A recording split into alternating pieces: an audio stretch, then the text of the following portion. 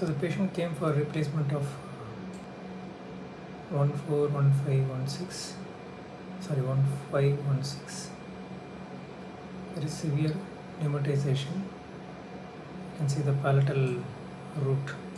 The sinus is very close,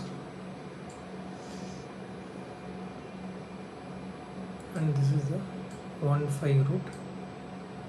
The length is very less.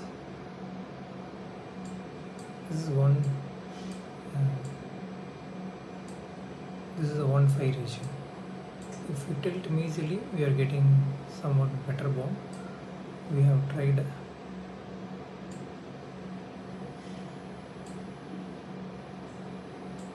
anterior angulation. We will see the immediate post-op in 2021 August we did. Yeah, we can see in the palatal socket we have used 4.6 basal implant. In the middle we have used a smaller diameter, 3.5 into 10, and the mesial-most implant is the critical implant. We have tilted it probably 3.75 into 20 or 18. Then we will see the 2024, almost 3 years, not 2.5 years.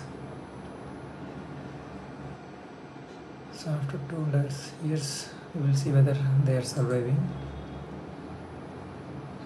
They are functioning very good. The patient was eating very happily. This is the palatal socket implant we placed, well integrated. The sinus is healthy. This is the middle implant placed, a smaller one.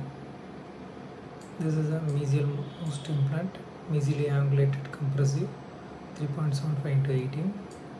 It is also integrated. The adjacent premolar is also healthy.